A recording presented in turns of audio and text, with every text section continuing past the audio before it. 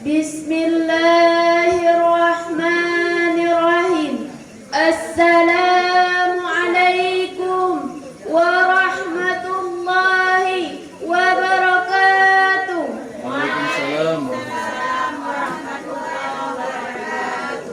Alhamdulillah, alhamdulillahilladzi hadana lihadza wa ma kunna linahtadiya laula an hadanallah. Ashhadu an la ilaha illallah wahdahu la syarika lah wa ashhadu anna Muhammadan abduhu wa rasuluh la nabiyya ba'dah.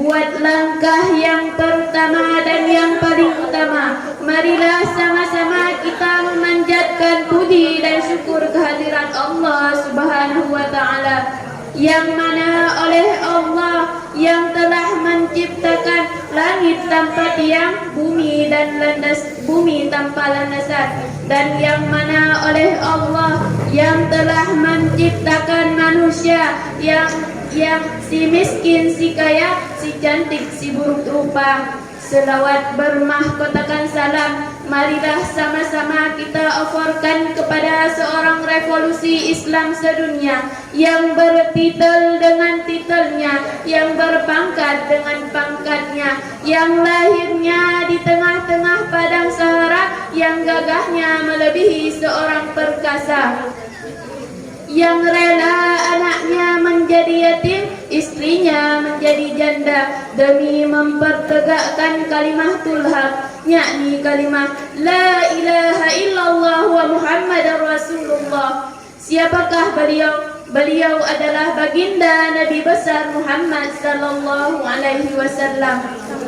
Penghormatan saya sampaikan yang terutama sekali yaitu kepada Abi selaku pimpinan daya, dan kepada Dewan Juri yang adil lagi bijaksana, dan kepada seluruh santriwan dan santriwati yang seperjuangan dengan saya. Hadirin wal hadirat yang berbahagia, masa muda merupakan masa yang penuh dengan harapan, penuh dengan cita-cita, dan penuh dengan romantika cinta. Indahnya masa muda dihiasi dengan bentuk fisik yang kuat, berjalan masih cepat, pendengaran masih akurat, pikiran masih cermat, wajah cantik yang memikat. Walaupun ada sedikit jerawat, akan tetapi tidaklah gawat, karena masih ada banyak obat di apotek terdekat.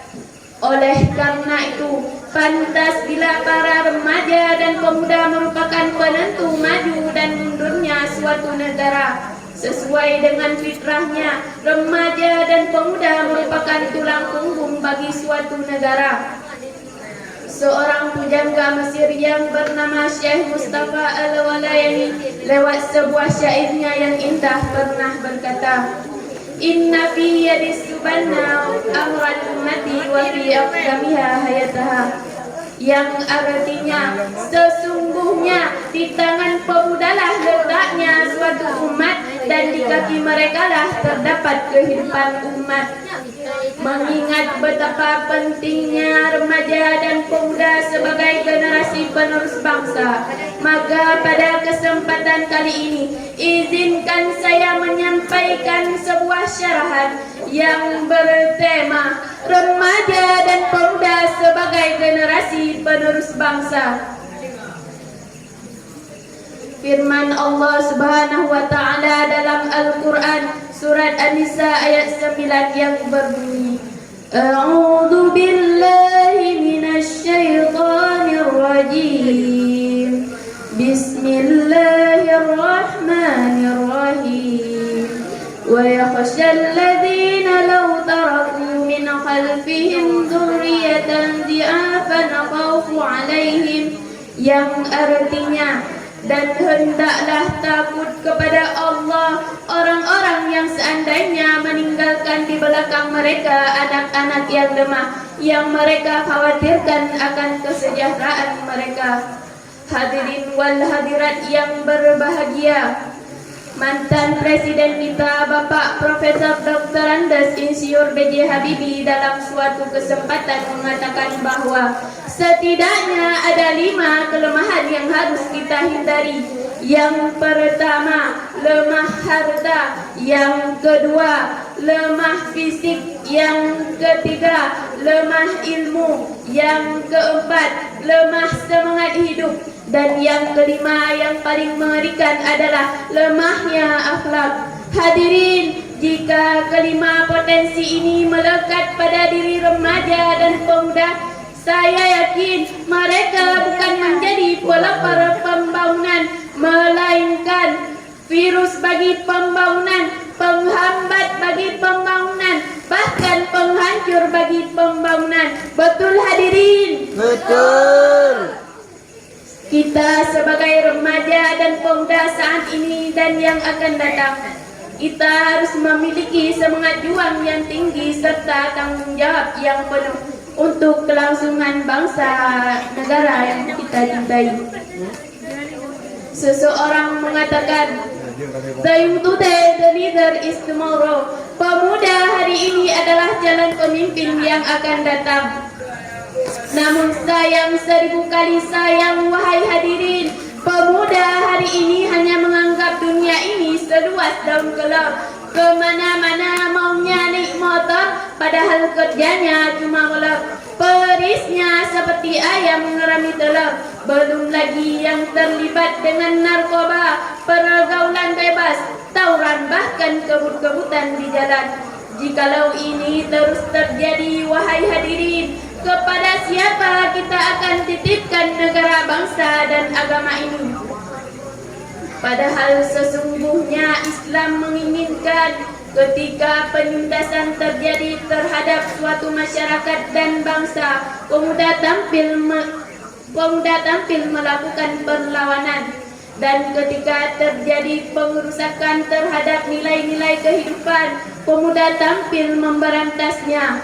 Dan ketika terjadi kebencian terhadap Islam, pemuda tampil menjadi pembela yang gigih sekaligus pengikut setia Nabi Muhammad SAW.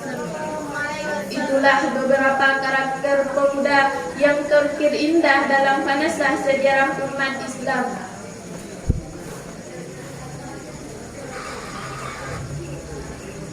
Pemuda yang sejati yang dicinta oleh Nabi, bukan yang berotot besi apalagi tukang selfie. Pemuda anti maksiat, gemar membaca selawat dan tak lupa mengerjakan salat.